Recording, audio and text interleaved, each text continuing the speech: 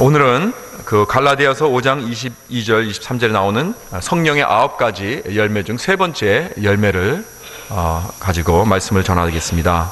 화평의 열매입니다. Peace, the fruit of peace. 이 노르웨이의 과학 아카데미 총장과 더불어서 세계 여러 역사가들이 함께 모여서 이 전쟁 역사에 대한 연구하는 것을 발표한 적이 있습니다. 역사가 구체적으로 이제 기록이 된 이후, 그러니까 주전 3600년 정도 이후서부터 지구 역사상 오늘까지, 즉 한 5600년이 넘도록 온 지구는 고작 292년의 평화를 누렸다는 사실입니다. 그리고 그동안 14,351번의 크고 작은 전쟁을 통해서 36억 4천만 명이 죽었습니다.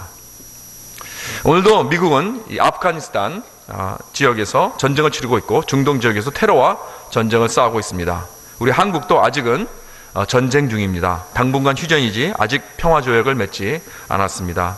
아직 통일이 올 날을 지금 기다리고 있습니다. 세계에서는 지금도 30여 군데나 이 작고 큰 전쟁이 일어나고 있다고 합니다. 이 뉴욕에 가면은 이 UN 빌딩에 가면 바깥 벽에 이런 성경 구절이 적혀 있습니다. 이사야 2장 4절 말씀입니다. 그가 열방 사이에 판단하시며 많은 백성을 판결하시리니 무리가 그 칼을 쳐서 보습을 만들고 그 창을 쳐서 낫을 만들 것이며 이 나라와 저 나라가 다시는 칼을 들고 서로 치지 아니하며 다시는 전쟁을 연습하지 아니하리라. 이 비록 세계 국가들이 세계 평화를 이렇게 원하고 이들이 인용한 성경 구절이지만은 하나님을 통해서 평화를 이루려는 것이 아니고 그 인간의 힘으로서, 인간의 지혜로서, 인간의 노력으로서 평화를 이루려는 그러한 목적이 여기 담겨 있습니다. 그러나 그것은 불가능하다는 그런 결론밖에 나오지 않습니다. 반기문 유엔 사무총장이 작년에 이런 말을 했습니다. 건물은 높아졌지만 인격은 더 작아졌고, 고속도로는 넓어졌지만 시야는 더 좁아졌다. 소비는 많아졌지만 기쁨은 더 줄어들었고, 집은 커졌지만 가족은 더 적어졌다. 생활은 편리해졌지만 시간은 더 부족하고, 가진 것은 몇 배가 되었지만 소중한 가치는 더 줄어들었다. 학력은 높아졌지만 상식은 더 부족하고, 지식은 많아졌지만 판단력은 더 모자란다. 전문가들은 늘어났지만 문제는 더 많아졌고, 약은 많아졌지만 건강은 더 나빠졌다. 돈을 버는 법은 배웠지만 나누는 법은 잊어버렸고, 평균 수명은 늘어났지만 시간 속에 삶의 의미를 넣는 법은 상실했다. 달에 갔다 왔지만 길을 건너가 이웃을 만나기는 더 힘들어졌고, 우주를 향해 나아가지만 우리 안의 세계는 잃어버렸다. 공기 정화기는 갖고 있지만 영혼은 더 오염되었고, 원자는 쪼갤 수 있지만 편견을 부수지는 못한다. 자유는 더 늘었지만 열정은 더 줄어들었고, 세계 평화를 많이 이야기하지만 마음의 평화는 더 줄어들었다. 그렇습니다. 이것이 세계 평화를 위해서 가장 많이 일을 한다고 하는 UN 사무총장의 고백입니다. 결론은 이것입니다. 세계 평화를 위해서 많은 노력이 있고 많은 말들을 하지만은, 그러나 우리 마음 안에 이 평화는 아직도 없다는 것입니다. 이 평화가 없는 상태는 국가적인 상태만은 아닙니다. 사회도, 가정도, 관계 속에서도, 우리 각 개인의 마음에서도 점점 평화가 없어지고 있다는 사실을 우리는 발견하게 되는 것입니다. 오늘 제가 여러분에게 한번 물어봅니다. 오늘 나는 내 마음속에 평화를 누리고 있는가? 내 가정의 평화가 머물러 있는가? 우리 교회 안에 평화를 찾을 수 있는가? 예수 그리스도의 8복 중 7번째 복이 바로 이 평화에 대한 것입니다. 화평케 하는 자는 복이 있나니 저희가 하나님의 아들이라 일컬음을 받을 것이며, 그랬습니다. 여러분, 오늘날 세상 사람들이 교회라고 생각하면은, 교회라는 그러한 이미지를 떠올릴 때 평화라는 그러한 이미지가 같이 올라올까요? 평화를 상기케 할까요? 이 피스메이커라는 이미지가 올라올까? 한번 우리가 물어볼 필요가 있습니다. 지난주에도 어느 분과 이야기 가운데 다시 한번 슬픈 이야기를 들었습니다. 사랑하는 아들이 교회를 나가지 않습니다. 그 이유는 이것입니다. 맨날 싸우는 곳인데 왜 교회를 나가요? 그런다는 거예요, 아들이. 이것이 참 오늘 많은 사람들의 교회 이미지가 되어버렸습니다. 저는 그 말을 듣고 참 마음이 답답하고 무거웠습니다. 특히 이민교회 역사를 우리가 돌아다 보면 정말 둘로 나누어지고, 목사가 쫓겨나고, 경찰이 교회에 출동이 되고 서로 교회를 빌딩을 갖겠다고 법정으로 데리고 가서 고소하고 이런 일들이 우리 주위에 너무 자주 일어났다는 사실입니다. 어떤 두 사람이 버스 안에서 심하게 다투고 있었습니다. 이 좁은 공간에서 막 다른 승객들 아랑곳하고 서로 막 그냥 헐뜯고 소리를 높이고 막 싸우고 있었기 때문에 주위 사람들이 굉장히 불편했어요. 그러다 이제 어느 중년에 승객이 참다 못해서 다음 정거장 버스에서 도착하자마자 버스에서 내렸습니다. 그래서 버스에서 내리면서 이 승객이 이 버스 문 앞에서 뒤로 돌아보면서 다투던 사람들에게 소리를 쳤습니다. 여기가 교회인 줄 알아? 그러고 내렸다는 거예요. 사실 이게 웃을 일이 아닙니다. 이 세상 사람들이 그 머릿속에는 이 교회라는 곳이 다툼의 장소라는 그런 인식이 되었다는 게 참 이건 슬픈 일입니다. 울어야 될 일입니다. 사실 이 세상에서 이 큰 다툼은 우리가 작게 인식되지만은 교회 안에서 이 작은 다툼도 세상이 바라볼 때는 이 너무나 크게 보이는 것입니다. 그렇기 때문에 교회는 지금 작은 다툼이라도 사실 일어나지 말아야 됩니다. 성경에서 우리에게 분명히 말씀했습니다. 하나님의 종은 다투지 말아야 할 것이라고. 세상 사람들이 교회에 와서 오히려 평안을 누려야 하지 않겠습니까? 세상에서 찾아보지 할 수 없는 그러한 평화를 교회에 와서는 찾아야 되지 않겠습니까? 그러나 참 그러지 못한다는 것이 얼마나 원통하고 안타까운지 모르겠습니다. 예수님을 통해서 하나님과 화목하고 또 사람들을 화목하게 하는 그러한 직책을 우리 모두에게 주셨다고 그랬습니다.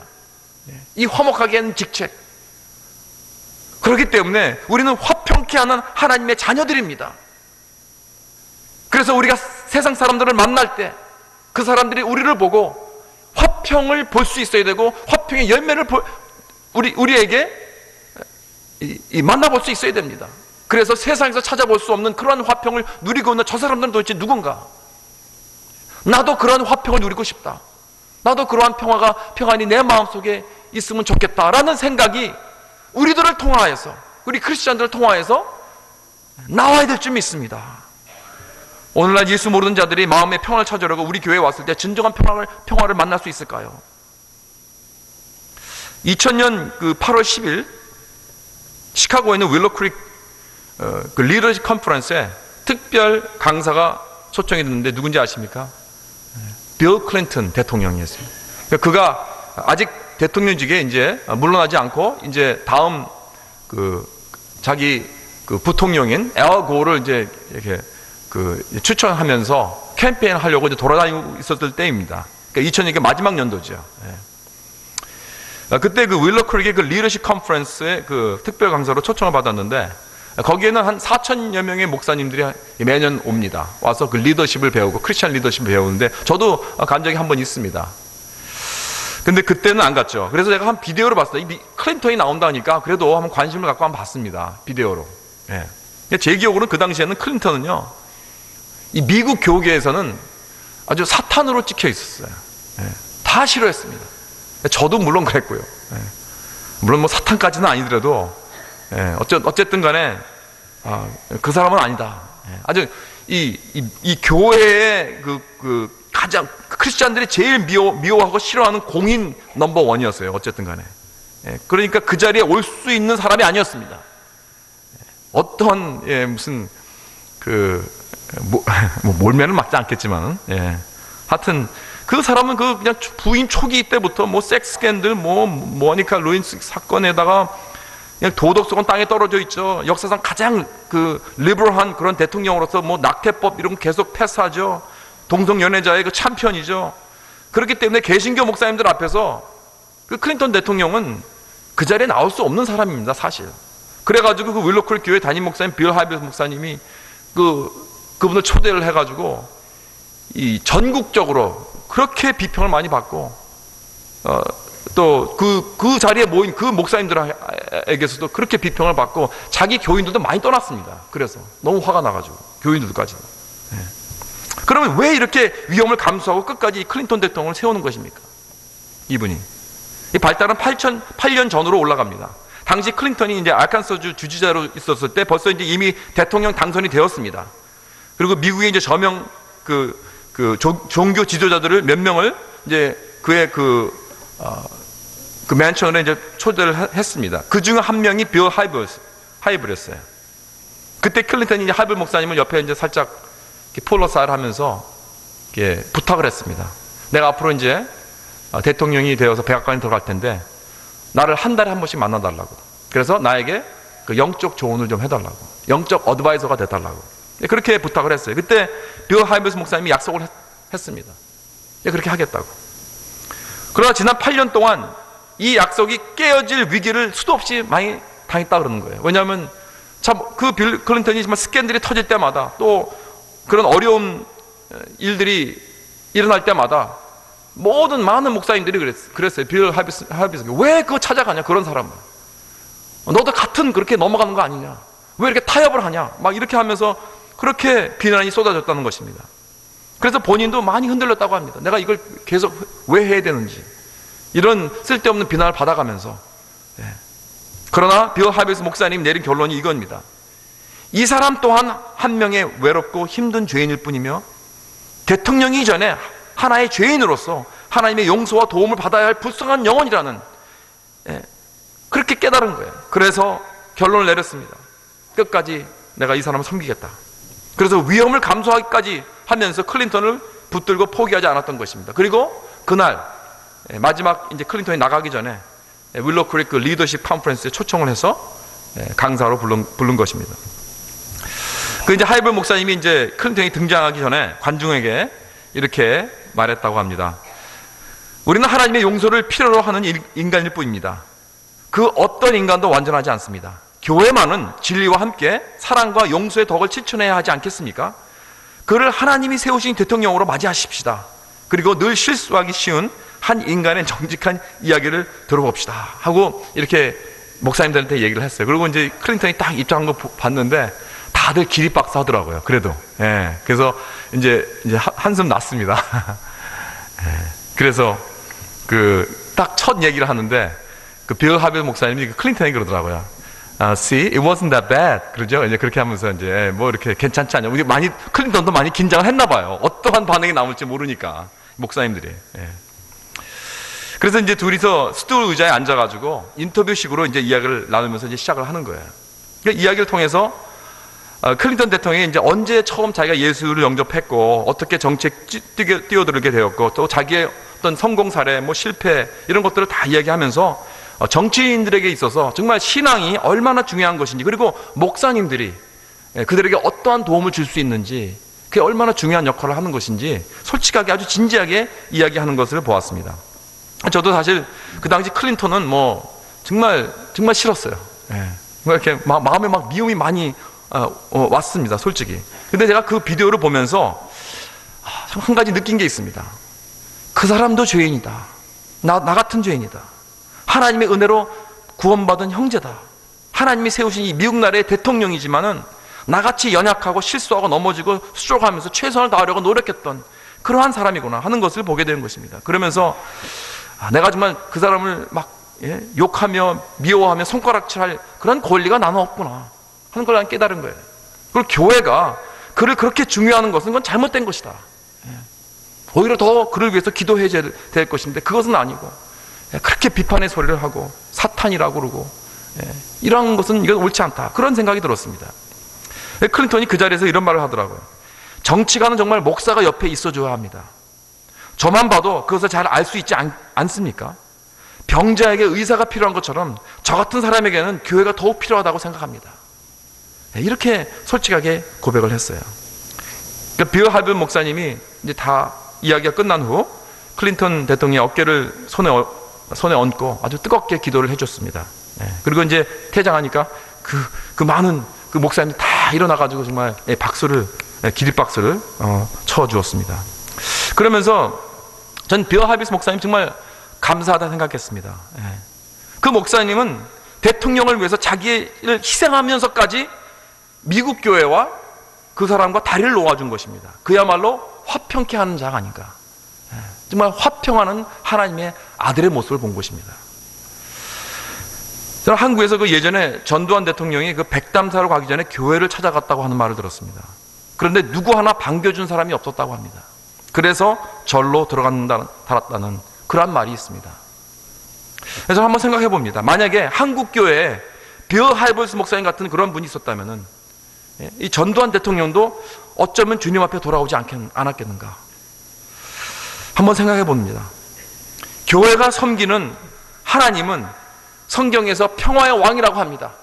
그리고 교회를 다니는 크리스찬들은 하나님의 자녀로 일컬음을 받은 화평케 하는 자라고 합니다. 그리고 우리가 선호하는, 우리가 전하는 메시지는 화목의 메시지고, 우리가 부르는 찬양은 평화, 평화, 평화로다, 하늘에서 내려오네 하는 그러한 평화에 대한 우리가 백성인데, 오늘날 현실은 교회가 평화의 상징이라는 말보다는 이런 다른 모습을 보여주고 있는 것이 너무나 안타까운 것입니다.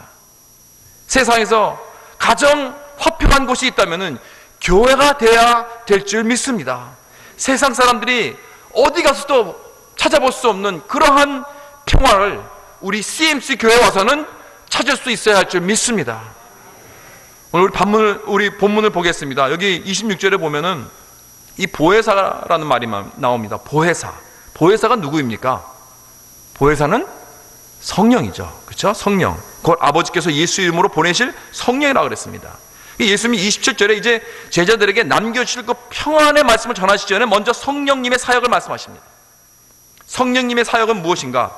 첫째, 그의 애칭에서부터 우리가 찾을 수 있습니다. 보혜사, 또는 영어로 뭐라 그러냐면 counselor, helper, comforter, 이렇게 우리가 말할 수 있습니다. 상담자, 위로자, 돕는 자. 헬라어로는 parakletos, called alongside for help, 이런 뜻입니다. 그러니까 옆에서 돕기 위해 부름받은 자입니다. 이 단어는 주로 법정에서 쓰여진 그러한 단어입니다. 어려움을 당해서 법정에서 서 있는 이 피곤을 위해서 옆에서 일하는 자를 바로 파라클레이토스라고 합니다. 그러니까 성령은 누구신가? 우리 곁에서 우리의 모든 일을 다 감찰하시고, 우리의 모든 말할 바, 행할 바를 다 지도하시고, 코치하시고, 가르치시고, 돕고, 권면하시는 그러한 분이란 말씀입니다. 여러분 생각해 보세요. 만약에 내 옆에 이러한 사람이 있다면 얼마나 든든하겠습니까? 그러한 사람이 나를 도와주고, 나를 위해서 어드바이스를 주고, 코치해주고, 격려해주고, 이끌어주고, 지도해주고, 이러한 사람만 옆에 항상 날 따라다닌다면 얼마나 든든하겠습니까? 이제 겨울 올림픽이 얼마 안 있어서 시작이 됩니다. 수많은 선수들이 이제 세계 여러 나라에서 이제 소치로 몰려서 이제 경기를 시작하게 됩니다. 그런데 그 많은 선수들은요, 다 코치가 있습니다. 이 코치들은 맹훈련을 시키는 중대한 일을 하는 것뿐만 아니라 이제 시합에 나갈 때 바로 옆에 딱 달라붙어 가지고 그 선수들을 이제 지도해주고, 응원해주고, 격려해주고, 가르쳐주고, 계속 이야기해줍니다. 요즘 보니까 참 코치들이 뭐 국경과 상관없이 이 나라 사람이 저쪽 나라 가서 코치하고 막 그러더라고요. 그래가지고 요즘 그 한국에도 코치들이, 외국 사람 코치들이 꽤 있더라고요, 보니까. 특히 지난번 여러분 기억하실 거지, 밴쿠버 올림픽 때 우리 김연아 선수가 그 아이스케이팅 했을 때 그 코치가 그 브라이언 올소라고 캐나다 사람입니다. 그렇죠? 근데 그 사람이 딱 이 백인이 그 한국 그 코리아라는 것들 자켓을 입고 딱 하니까 좀 재밌더라고요. 좀 웃기기도 하고. 근데 그분의 모습을 제가 좀 유심히 봤습니다. 김연아가 그냥 막 환상적인 그런 퍼포먼을 했을 때 옆에서 한 무브먼트마다 움직임마다 똑같이 쳐다보면서 같이 자기도 막 몸을 막 이렇게 하는 거예요. 막 점프할 때 같이 점프하듯이 하고 쫙 랜다면은 막 그냥 손을 치면서 잘했다 그러고 막 너무 좋아하는 그런 거 보면서 나중에 그 퍼포먼스를 끝나고 나서 이렇게 나오는데 다 이렇게 쳐다보면서 얼마나 이 자랑스러운 모습, 그 모습을 이렇게 딱 비춰주는데요. 야, 정말 그 코치의 모습을 볼 때 참 안아주면서 그 만족감, 기쁨이 넘치는 그 모습을 보면서 제가 무엇을 생각했냐면은 바로 저게 우리 성령님이구나, 그런 생각을 했습니다. 우리 성령님이 저 코치의 모습이 아닌가. 항상 옆에서 나를 가르쳐 주시고, 내가 어려움을 당하고 넘어지면 나와 함께 울면서 위로해 주고, 다시 일으켜 주시고, 격려해 주시고, 내가 더 잘할 수 있도록 응원해 주시고, 밀어 주시고, 내가 승리하면 같이 허거해 주시면서 I'm so proud of you, 기뻐해 주시고. 여러분, 우리에게 이런 놀라운 삶의 코치가 있다는 것을 여러분 믿으십니까? 그분은 사람이 아닙니다. 삼위일체의 하나님이십니다. 그 하나님이시 나와 동행하십니다. 내 안에 영원히 거하신다고 했습니다. 파라클레이토스, 보혜자 성령님이신 줄 믿으시기 바랍니다. 왜 예수님이 우리에게 성령님을 보내주십니까? 27절에 나와 있습니다. 평안을 너에게 끼치노니 곧 나의 평안을 너희에게 주노라. 이 평안이 무엇입니까? 이 평안이 누구입니까? 보혜사 성령님. 내 안에 성령이 충만하면은 내 안에 평안을 누리게 되는 줄 믿으시기 바랍니다. 그렇기 때문에 우리가 평안을 누리고 평안의 열매를 맺고 화평의 열매를 맺고 내가 평안의 삶을 살기 원하면은 내 안에 성령이 충만해야 됩니다. 여러분, 성령 충만함을 여러분 매일같이 매 순간마다 체험하면서 나갈 때 내 마음은 아무리 어려움 와도 아무리 어떠한 역경이 와도 항상 평안이 넘치는 줄 믿으시기 바랍니다. 그런데 만약에 내가 성령이 충만하지 않으면은 다른 평화가 내 마음에 자리 잡고 있다는 그런 말씀을 합니다. 여기 27절에 보니까 계속해서 보니까 예수님께서 말씀하십니다. 내가 너에게 주는 것은 세상이 주는 것 같지 아니하니라 그랬습니다. 그러니까 세상이 우리에게 주는 평화가 또 있어요. 그 무슨 평화냐? 이게 무슨 평화인가? 그건 가짜 평화입니다. 말로만 하는 평화입니다. 이런 세상적 평화가 우리 마음에 남기는 건 무엇인가? 근심이고 두려움밖에 없다는 거예요. 이것이 바로 유엔 사무총장 반기문 씨가 결론을 내는 거 아닙니까? 아무리 유엔이 노력을 해도 사람의 마음의 평안을 점점 사라져간다. 이것이 세상이 주는 평화입니다. 그 당시 예수님께서 살고 계신 이 이스라엘 땅은 로마 제국이 점령하고 있었던 때였습니다. 그 당시 로마는 이 팍스 로마나라는 이 라틴어로 이 로마의 평화라는 것을 아주 자칭하면서 자랑스럽게 여기고 살았습니다. 주전 27년부터 주 180년까지 200년이 넘도록 로마 제국은 전쟁을 더 이상 치르지 않았습니다. 그리고 점령할 동안 다 점령했고 이제는 그때부터는 다스리기만 하면 됐기 때문에 그렇습니다. 그러나 그들이 어떻게 다스렸나요? 소위 말하는 팍스 로마나라는 그러한 정신을 갖고 어떻게 다스렸나요? 힘으로, 억압함으로, 강제로, 독재로 이렇게 사람을 죽여가면서 반란하면 죽이고 위험을, 두려움을, 테러로 이렇게 다스리는 평화, 이게 무슨 평화입니까? 평화는 무슨 평화입니까? 결국 27절에 예수님의 말씀같이 세상이 주는 평화는 이 사람들의 마음에 근심과 두려움이 계속 남게 되는 그런 평화밖에 없었습니다. 그때에 아주 아이러니컬하게 예수님은 태어나신 것입니다. 그 지역에 많은 사람들의 마음이 벌써 평화가 다 없어졌습니다. 이 소위 이 팍스 로마나라는 이 로마의 정권의 밑에 있으면서 정말 마음의 평화는 하나도 없고 그러한 그 평화가 없는 두려움과 근심만 쌓여 있을 때 예수님께서 찾아오신 것입니다. 그러나 이것은 이 압박을 받는 사람이나 압박을 주는 사람이나 다 마찬가지입니다. 내가 남을 억누르고 힘으로 제압한다고 해서 평안할까요? 절대 그렇지 않죠. 남을 내가 이겼다고 해서 내가 때려 눕혔다고 해서 내가 평안합니까? 그러지 않죠. 이것이 바로 팍스 로마나가 남겨주는 세상적 평화입니다. 어떤 상대이든 마음의 평화가 없다는 거예요. 언제 어떻게 될지 모르는 인생을 우리는 살아간다는 것입니다. 그렇기 때문에 모든 나라들이 너도 나도 이 핵무기가 있어야 된다. 핵무기를 만들려고 노력을 합니다. 그리고 서로 위협하는 거예요. 북한이 핵무기를 소유한다고 해서 자기들 마음의 평안을 누릴 수 있나요? 절대 그럴 수 없지요. 김정은이 자기에게 위협적인 세력이라고 해서 고모부를 죽이고 그 측근들을 다 없앤다고 해서 오늘 평안히 그가 잠을 잘 수 있나요? 절대 그럴 수 없죠. 남을 힘으로 이기고 억누른 사람도 결국은 불안감에 떨고 있는 것입니다. 이것이 세상이 주는 평안입니다. 창세기 15장에 보면은 아브라함이 그 조카 롯을 구하려고 318명을 그 자기의 부하들을 이끌고 그 네 나라 연맹 군대를 쳐부수고 잡혀간 조카 롯을 구하고 또 함께 모든 소돔의 포로들을 구했습니다. 그리고 돌아왔지만은 사실 그 마음은 편하지 못했습니다. 오히려 두려움에 떨고 있었습니다. 왜냐하면 아브라함은 언제까지나 그 지역의 이방인입니다. 이민 온 사람입니다. 그 토백이들을 건드린 거예요. 그러니까 오늘날로 말하면 찍힌 거죠. 그러니 언제 저들에게 다시 이 보복을 당할지 모르는 그런 마음에 있었습니다. 이때에 하나님은 아브라함에게 나타났다고 했습니다. 그래서 창세기 15장 1절에 보면은 뭐라 그러냐면 아브라함아 두려워하지 말라. 벌써 하나님은 아셨습니다. 아브라함이 지금 두려움에 떨고 있었다는 걸 알았습니다. 아브라함 마음에 평안이 없었습니다. 근심과 두려움만 있었다는 것을 하나님은 아셨습니다. 그래서 하나님은 아브라함에게 계속 말씀하십니다. 아브라함아, 두려워하지 말라. 나는 너의 방패요, 너의 지극히 큰 상급이니라. 이때 하나님은 언약의 하나님으로 나타나십니다. 이 샬롬의 언약의 하나님으로 나타나시는 거예요. 그 창세기 12장에 보면 하나님께서 아브라함을 이제 처음 부르시고, 이제 내가 너의 축복의 민족으로 내가 택하였다. 앞으로 너에게 많은 자손들을 내가 축복하고 이제 나오게 하여서 온 세상을 너로 인하여서 축복하겠다는 그러한 약속의 말씀하신 것입니다. 바로 이 말씀을 다시 한번 재상기시키시면서 내가 너의 방패가 되고 내가 너의 상급이 된다는 그런 말씀을 약속하신 것입니다. 이것이 바로 샬롬의 약속입니다. 이것이 바로 히브리식 평화입니다. 샬롬이라는 단어는 아주 깊고 풍부한 의미가 담겨 있습니다. 근본적으로는 well-being이라는 뜻입니다. well-being. 우리말로 하면 뭐 안녕 그런 거겠죠. 건강과 번영과 안정과 우정과 구원, 이런 모든 의미들이 아주 리치하게, 아주 풍부하게 많이 담겨 있는 그러한 단어입니다. 이 모든 것이 다 우리에게 주어진다는 것입니다. 어떻게, 무엇을 통하여서?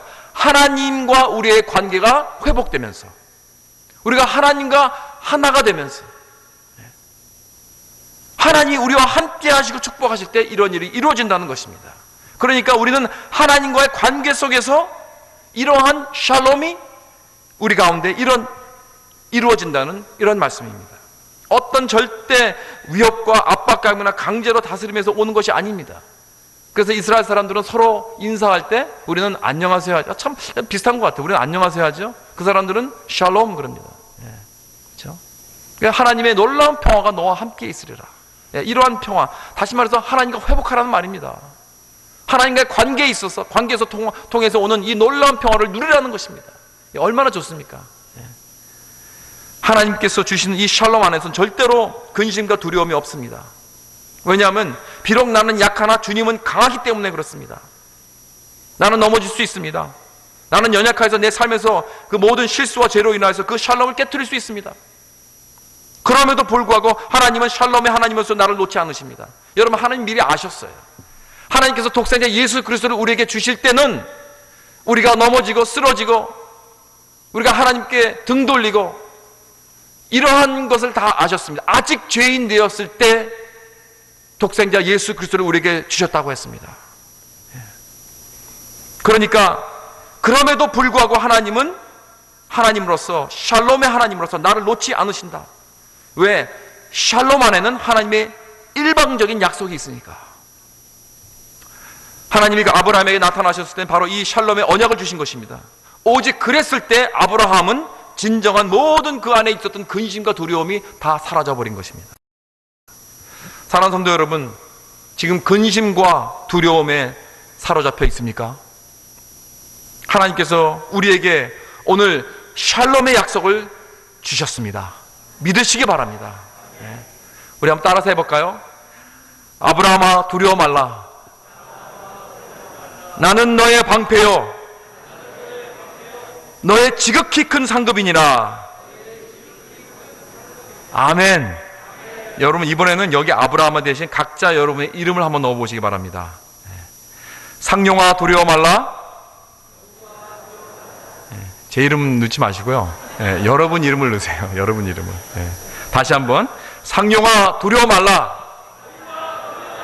나는 너의 방패요, 너의 지극히 큰 상급이니라. 이 하나님의 말씀을 붙드시길 주님의 이름으로 축원합니다. 자, 우리 남은 시간에 그럼 우리가 어떻게 우리 삶 속에 평화를 누릴 수 있는가 한번 생각해 보겠습니다. 이 첫째로, 내려놓을 때 우리는 평화를 누릴 수 있습니다. 진정한 샬롬의 시작은 내가 꼭 쥐고 있었던 모든 것들을 내려놓을 때부터 시작되는 것입니다. 진정한 하나님의 사람은 여러분 청직의 삶입니다. 나는 청직이다. 내가 오운하는 건 아무것도 없습니다. 내가 소유하는 건 아무것도 없습니다. 내 것이 어디 있어요, 이 세상에서. 여러분, 내가 가지고 있는 모든 소유물은 내 것이 아니고 하나님 것이라는 것을 믿으시기 바랍니다.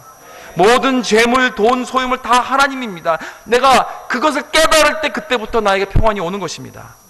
이것이 내 돈일 때, 내가 내 재산이고 내 사업이라고 생각할 때 저는 잠 못 이루고 끙끙 앓는 것입니다.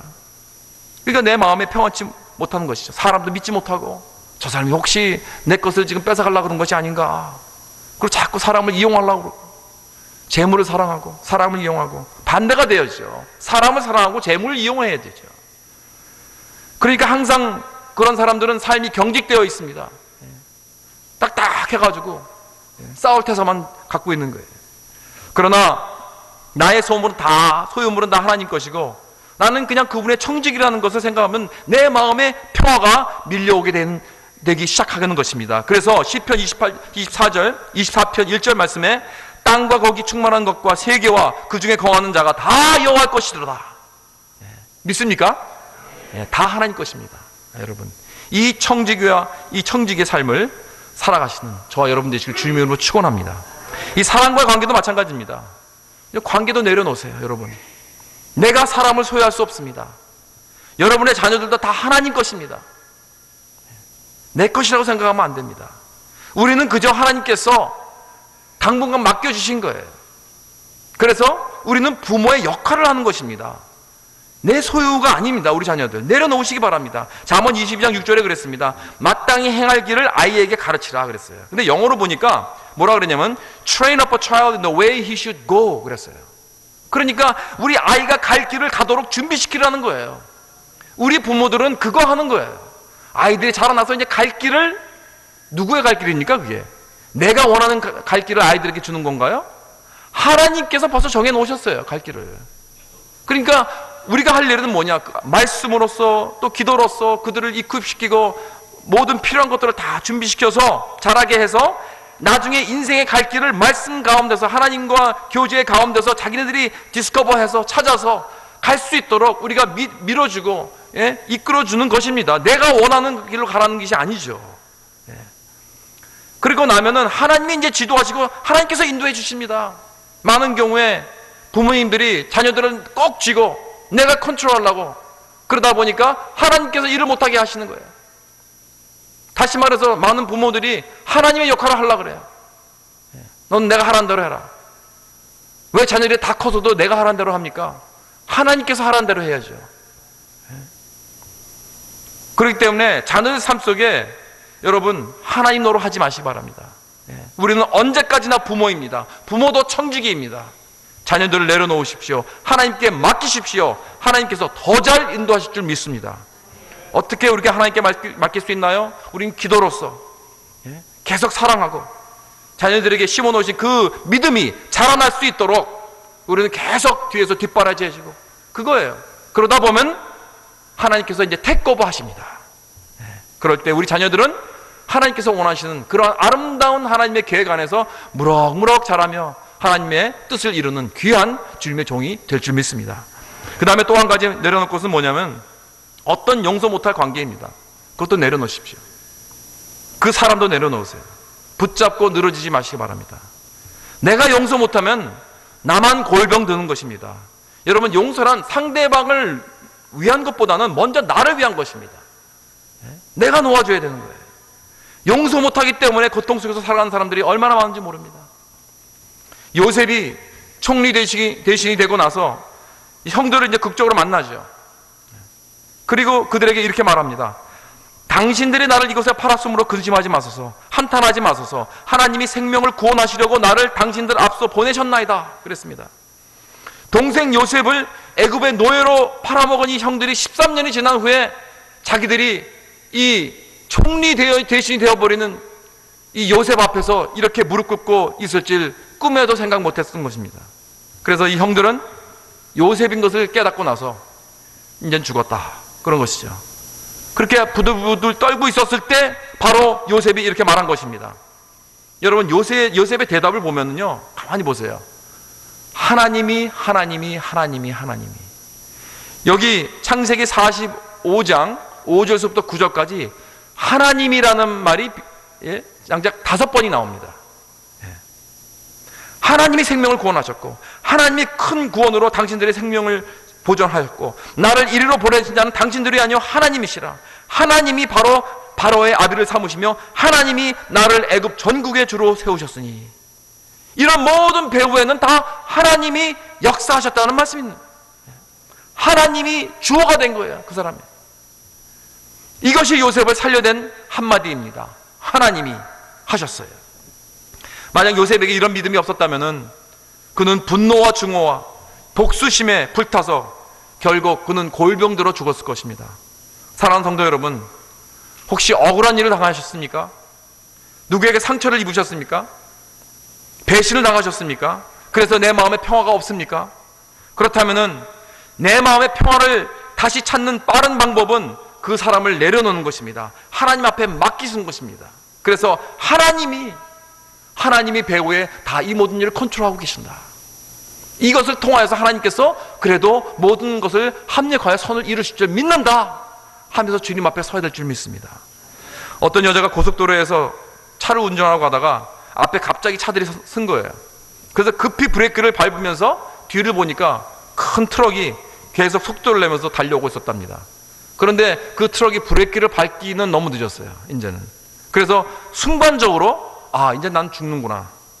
그래서 그 운전대를 꼭 붙잡고 있다가 그냥 죽음에 자기 자신을 그냥 맡기는 의미에서 그냥 탁 놓아놓고 완전히 몸의 모든 것을 다 풀어놨다고 합니다. 놓았다고 합니다. 그리고 죽음에 완전히 자기를 맡긴 것입니다. 그때 놀라운 것은 차는 완전히 종이짝같이 구겨졌지만 그 여자는 하나도 다치지 않고 멀쩡했다는 것입니다. 그 사고를 조사하던 경찰관이 그랬답니다. 몸에 긴장을 푼 것이 다치지 않을 수 있었던 이유입니다. 핸들을 꽉 움켜쥔 채 근육이 긴장한 상태로 있으면 오히려 심한 부상을 입을 확률이 더 크다고 합니다. 여러분, 이것이 화평의 시작입니다. 움켜진 것을 내려놓으시기 바랍니다. 경직된 것을 푸시기 바랍니다. 그리고 요셉처럼 하나님이 하셨어요 라고 고백을 하시기 바랍니다. 그래야 난 화평의 열매를 누릴 수 있다는 것을 여러분 믿으시기 바랍니다. 사랑하는 성도 여러분, 말씀 마치겠습니다. 꼭 기억하십시오. 내 마음에 성령 충만이 있을 때 평안을 비로소 체험하게 되는 것입니다. 내가 쥐고 있었던 모든 것들, 내 소유물들, 관계, 내 자녀들, 용서 못하는 사람들 다 내려놓고 대신 하나님께서 우리에게 주시는 이 샬롬을 붙잡을 때 우리는 진정한 평안을 체험하게 될 줄 믿습니다. 두려워 말라, 내가 너의 방패요 상급이니라. 이 말씀을 붙들고 하나님이 하셨어요 라고 하는 그러한 삶을 통하여서 평화의 열매를 맺는 저와 여러분 되시길 주님의 이름으로 축원합니다.